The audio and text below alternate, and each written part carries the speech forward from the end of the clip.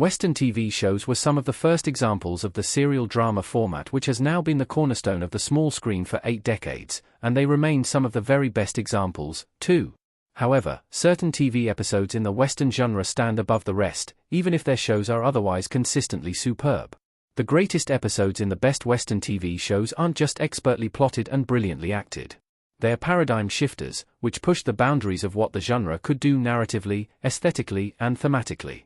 Whether they involve all-action gunslinging showdowns, or meditations on the nature of justice, these episodes are the pinnacle of TV westerns.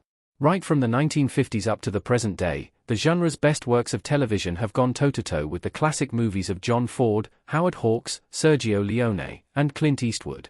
Not every Western TV show has lived up to its pilot episode's potential, but there are a select few that just keep getting better and better as their stories develop. In fact, one of the episodes listed here are series premieres, because their shows continued to raise the bar until they reached their peaks further down the line.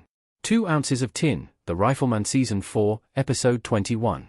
One of the longest-running Western TV series of all time, The Rifleman is most famous for its trigger-happy intro sequence and the sharpshooting theatrics of its battle-hardened protagonist, played by Chuck Connors. But the episode of the show with the most gravitas owes much of its emotional weight to guest star Sammy Davis Jr. Davis plays a black gunslinger who avenges his father after the law refuses to deliver justice to his murderers.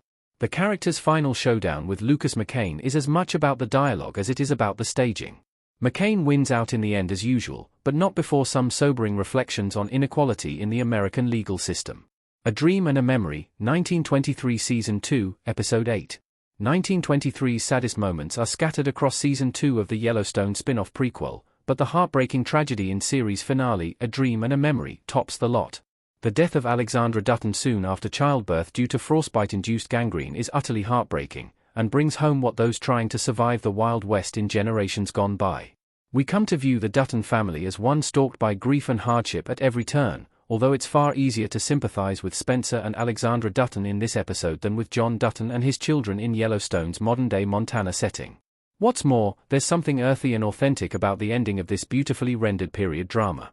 The Posse, How the West Was Won Season 2, Episode 14. How the West Was Won is a show for those who love classic Western films, not least because it's actually based on one of these films. Starring Gunsmoke icon James Arris as family patriarch Zeb McCahan, the show follows the westward trajectory of the McCahans into Indian territories around the time of the American Civil War. This episode at the end of Season 2 marks the crescendo of the show's overarching plot, before it became a Story of the Week series in Season 3.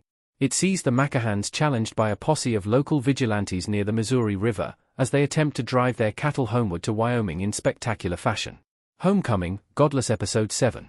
Godless is the best Western show on Netflix, despite being only 7 episodes long, and its climactic finale is a magnificent piece of television. Featuring one of the all-time great shootout sequences in the Western genre, on either the big or the small screen, Homecoming ensures that the show goes out with several hundred bangs.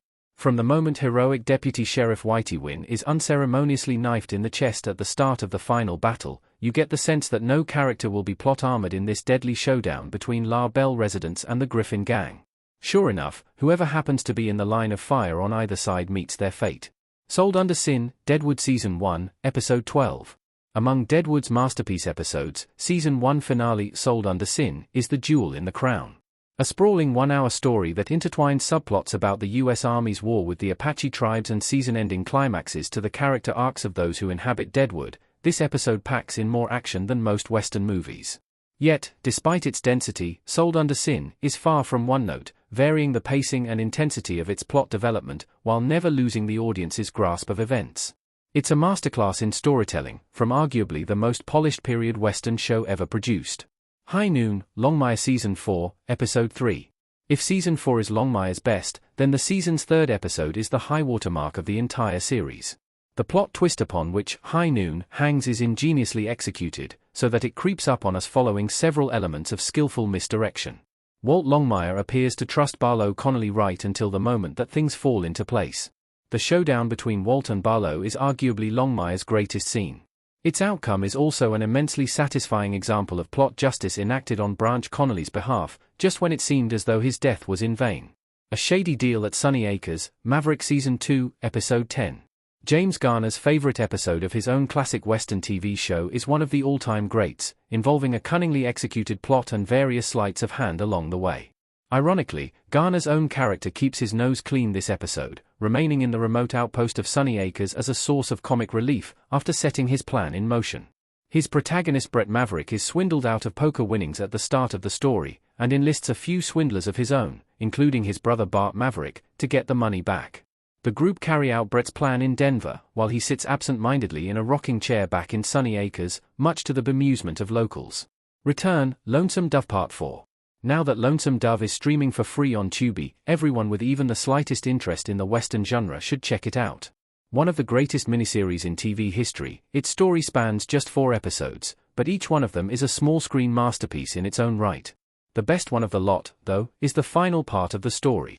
Return sees Robert Duvall's Gus McCrae die from sepsis, after he's wounded by an arrow but refuses to have his leg amputated. His friend and fellow Texas Ranger Woodrow F. Call honors his wish to be returned to their home state. Despite the biggest moment of the episode occurring during its first half-hour, there's plenty of high drama still to come, as Call runs into trouble during the 3,000-mile trip with Gus' body. His showdown with Blue Duck in New Mexico is a key highlight, along with the affecting final scene montage. The Promise, Justified Season 6, Episode 13. On the subject of final scenes, Justified boasts one of the best final scenes in any TV show, between its central anti-hero and his greatest nemesis. The end of The Promise is a credit to the Western genre, which should convert even those most ardently opposed to TV Westerns. Raylan Givens finally catches Boyd Crowder, the fugitive he's spent most of the show chasing, but this is far from the end of the story. Raylan then tracks